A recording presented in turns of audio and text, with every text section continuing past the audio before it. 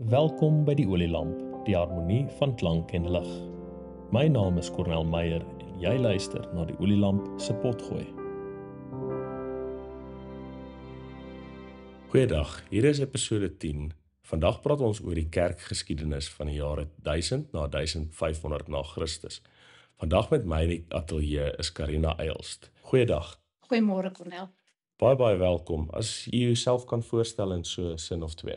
Ek is 'n onderwyseres by die Laerskool Jan Skalfyn. Een van my vakke is kerkgeskiedenis, een van my gunsteling. As 'n mens nou so kyk, wat is die oorsake en die gevolge van die skeuring tussen die Oosterse en die Westerse kerk in die jare 1054? Wel, een van die eerste redes was die politiek gewees. En toe die Wes-Romeinse Ryk geval het, is dit eintlik oorgeneem deur verskillende koninkryke en daar was baie struwelinge en baie konflikte. Die Oos-Romeinse Ryk het oorgegaan in die Byzantynse Ryk en hierdie twee ryke was polities gesien maar vyande van mekaar. En omdat die kerk ook altyd deel is van 'n staat, en daardie tyd was die staat kerk, het hierdie twee ook maar teen mekaar gestaan in die politiek. Die verskille het eers uitgekom in kleiner dinge. Daar was 'n verskil in taal. Byvoorbeeld die Oos-Romeinse Ryk of die Oosterlike kerke het nog steeds Grieks gepraat en die Westelike kerke het Latyn gepraat. Daar was ook kleinerige verskille, soos die Oosterse priesters mocht trou, hulle mocht baarde hê, die Westerse priesters mocht nie trou nie, hulle mocht nie baarde hê nie, wat maar kleinerige verskille is natuurlik. Daar was konflikte oor die datum van die Paasfees. Die Ooste wou dit op dieselfde dag as die Joodse Pasga doen en die Westelike dele het hulle 'n vaste dag sodat hulle dit op 'n Sondag kon vier. Daar was stryery oor die beelde of die ikone in die kerk. Die Oosterse kerke was baie meer mistiek ingestel en hulle het hierdie beelde gesien as vensters tot die hemel.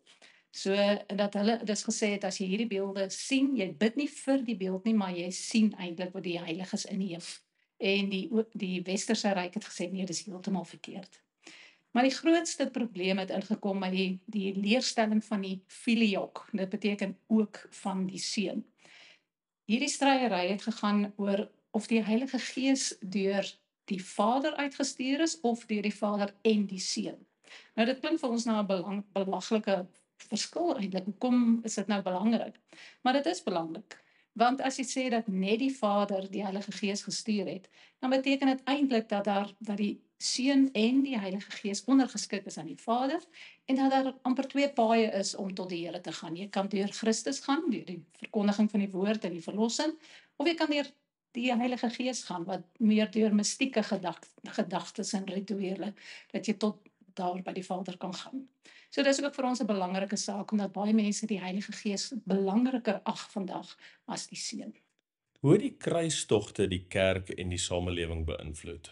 Die kruistogte was, dit was baie keer 'n politieke aksie, aangesien die paus in die begin opgeroep het tot 'n kruistog, omdat dit 'n stryery was tussen die paus en die keiser eintlik. Dit het positiewe en negatiewe invloede op die kerk gehad op daardie stadium. Nommer 1 het dit die paus se posisie baie versterk, omdat hy as leier, geestelike leier van die hele wêreld eintlik gesien is.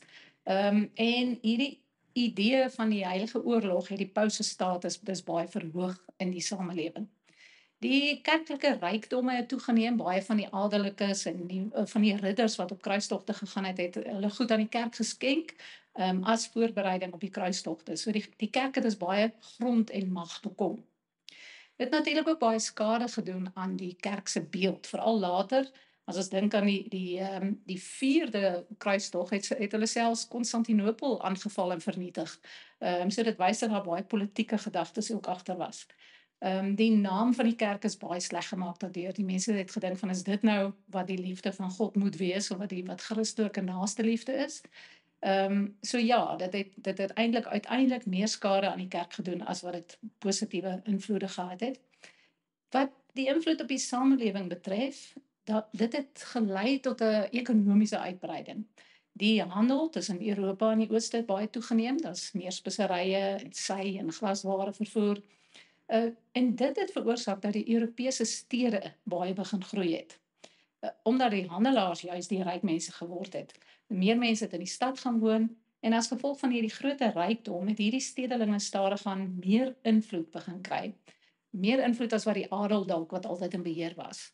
Verder het hierdie kulturele blootstelling aan ander kulture en ander samelewings het ook 'n groot invloed gehad, want dit het die kennis en die wetenskaplike vooruitgang gestimuleer. Dink maar aan wiskunde, medisyne, selfs aan die filosofie. So die Westerlinge het nuwe idees gekry, nuwe produkte gevind en nuwe tegnologieë ontdek. En dit het hulle wêreldbeskouing uitgebrei. So dit het 'n groot invloed gehad.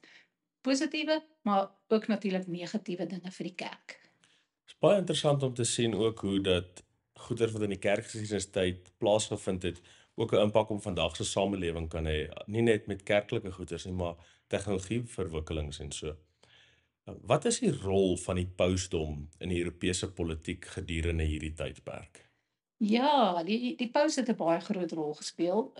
Nommer 1 omdat hulle self dikwels gesien het as verteenwoordiger van God op aarde. Dit beteken dus dat hulle dus die mag oor alle Christene gehad het, ook oor die konings en oor die heersers. So die paus is dus nie net 'n geestelike leier nie, maar ook dikwels 'n politieke figuur. Nou baie afhang van die tipe persoonlikheid van 'n paus en van die keisers natuurlik. Dikwels het die paus oorgeneem, ander keer was 'n keiser weer magtiger en sterker. Die pause het dikwels die konings gekroon. Byvoorbeeld keiser Karel die Grote in 800 na Christus is deur die paus gekroon en dit het die paus aangeneem as hy as verteenwoordiger van God op aarde stel dus hierdie leiers aan. Die pausdom het wel dikwels konflik gehad met die wêreldlike heersers oor wie die hoogste gesag nou werklik het. Een van die voorbeelde waar dit baie duidelik uitkom is die investituurstryd. Nou investituur was die biskoppe wat aangestel is. Dit het veral in Duitsland voorgekom. Duitsland was nie 'n eenheid soos wat ons dit vandag ken nie. Dit het bestaan uit baie verskillende groepies, verskillende state, wat kan mense dit noem? En die konings of die keiser het in die stadium besluit, dis dalk beter om 'n biskop van die kerk aan te stel as wat jy 'n hertog het wat 'n adelike oorerflike posisie is. Want as jy 'n hertog aan het, dan soek hy nou dat sy seuns na hom hertog word en hulle word dus al meer magtig. Terwyl 'n biskop wat 'n kerklike posisie is, hy mag nie trou nie, hy het nie seuns gehad wat by hom kon oorneem nie. So dit was vir die keiser eintlik 'n beter opsie om 'n biskop aan te stel. En hierdie biskoppe aanstel, daar was nou die stryery oor van moet dit nou deur die keiser gedoen word omdat dit eintlik 'n politieke aanstelling is of moet dit deur die paus gedoen word omdat dit ook 'n kerklike posisie is. En dit het uiteindelik in 1077 tot 'n groot stryd uitgebreek tussen 'n paus Gregorius en keiser Hendrik IV.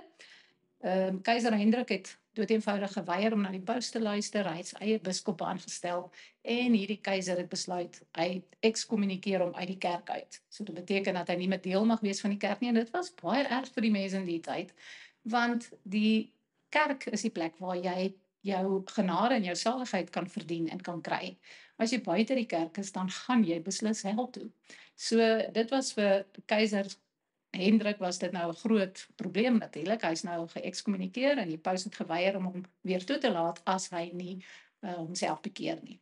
Uiteindelik het hierdie keiser nou tog homself bekeer. Hy het kaalvoete met sy vrou na die paus se kasteel toe gegaan en daar om verskoning gaan vra, want daai ekskommunikasie was vir die mense tog net te erg. So ons kan dus duidelik sien die paus het 'n baie groot rol in die politiek gespeel. Die eerste paus wat die kruistog begin het, Paus Urbanus II in 1095 het die eerste kruistog begin meer as nie werklik om Jerusalem te bevry om Christus se naam daardie groot te maak nie, maar om mag te kry en om belangriker te wees. So ons kan sien dus dat die paus regtig militêre en politieke mag ook oor Europa uitgeoefen het. Hoe het die Renessans die Christelike denke en die kerk begin beïnvloed? Maar daar was 'n groot verskil tussen die geslote wêreldbeeld van die middeleeue, waar die sentrale plek eintlik deur God of dan eintlik deur die kerk ingeneem is. Alles het gedraai oor wat die priesters vir jou gesê het, oor wat die kerk gesê het, wat die kerk toegelaat het. Maar die Renessans is dit die mens wat die sentrale plek inneem. So die humanisme van die Renessans lê klem op die waarde en op die potensiaal van die mense. So dit het 'n baie meer kritiese benadering tot gesag en insluitende kerklike gesag aangemoedig. Geleerdes het byvoorbeeld begin om die Bybel en die antieke tekste self te bestudeer in die oorspronklike tale. eerder as om net die interpretasies van die kerk te aanvaar. Hierdie vryheid om te twyfel en te bekritiseer kan natuurlik verskillende gevolge hê. Dit kan die mens onafhanklik maak van God en sodoende ateïsme veroorsaak, so dat mense dink hulle kan dit self doen en op hulle eie aangaan. Maar dit kan ook die mense se oë oopmaak vir die dwaalings van die Romeinse kerk en dit kan so tot reformatie lei. Al die groot hervormers het deur die studie van die humaniste 'n vorming gekry wat hulle as hervormers toegerus het. So die Renessans het 'n klimaat geskep waarin die hervorming moontlik geword het. Een van die dinge wat natuurlik baie gehelp het was die uitvinding van die drukpers, sodat Bybels en ander tekste baie vinniger en goedkoper versprei kan word. Die gewone mense het dus meer toegang tot die godsdienstige kennis gekry en hierdie het die persoonlike interpretasie van die geloof versterk. So die humanisme van die Renessans het natuurlik wel baie invloed gehad ook op die hele samelewing. As ons kyk na vandag se samelewing, dan sien ons is gevorm deur die Renessans, kritiek lewer, dinge soos die verligting, rasionalisme, kommunisme, al hierdie dinge is 'n uitvloeisel van die Renessans.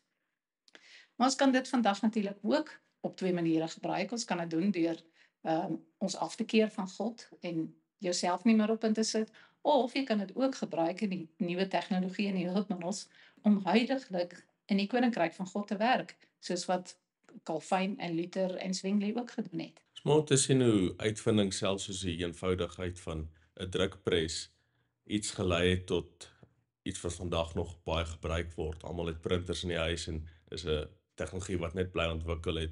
En dat bring ons net by ons laaste vraag. Hierdie is nou natuurlik deel van 'n hele reeks van potgooi episodes. Die eerste enetjie was die kerk van 30 na 500 na Christus, episode 7, en dan ook episode 8 van die kerk van 500 tot 1000 na Christus. Hoekom is dit belangrik om die kerkgeskiedenis te ken?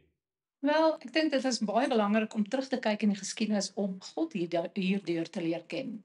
Dit is belangrik om te sien hoe God sy kerk vashou. En ons praat van die donker middeleeue, maar aan al die moeilike tye wat die kerk altyd nog gehad het die Here sy kerk vasgehou. En dit gee vir ons 'n riem onder die hart. Dit gee vir ons 'n vertroue dat die Here dit vandag ook sal doen, selfs al lyk dinge moeilik. En in die tweede plek is dit ook belangrik om terug te kyk in die geskiedenis om daaruit te leer. Daar soveel dinge verkeerd gegaan in die kerk. En dan gaan vandag nog steeds soveel dinge verkeerd in die kerk. Kom ons kyk terug en ons sien wat het die mense, ons moenie dieselfde foute weer 'n keer maak nie. Ons moet leer hieruit, ons moet sien wat het gebeur hier. Ons kan byvoorbeeld kyk na die stryd oor die Heilige Gees en oor Christus as regtig God en as regtig mens. Dit versterk ons geloof en dit leer ons baie meer oor die genade en oor die almag en die krag van die Here in vandag se lewe. Dit is wonderlik om so te kan sien en hoe ook die lyn deurgetrek kan word tot by vandag toe. En dan is daar nog 2 episodes wat deel gaan vorm van hierdie reeks en dit sal wees die kerkgeskiedenis van die Vrygereformeerde Kerke van Suid-Afrika, asook die kerkgeskiedenis van die Vrygereformeerde Kerke se sendingsgemeentes. Juffrou Karina, baie dankie vir die tyd wat u gegee het. Aan ons luisteraars, hierdie episode is tot 'n einde gekom. Totsiens. Totsiens. Hierdie potgooi word vervaardig en aangebied deur myself, Cornel Meyer. En ek, Christian Grobler, vervaardig die klank. Nuwe episodes van die Olielamp se potgooi word elke maand vrygestel. Die Olielamp potgooi is beskikbaar op ons webtuiste, as ook Apple en Spotify podcast. Teken in sodat jy nooit 'n episode mis nie.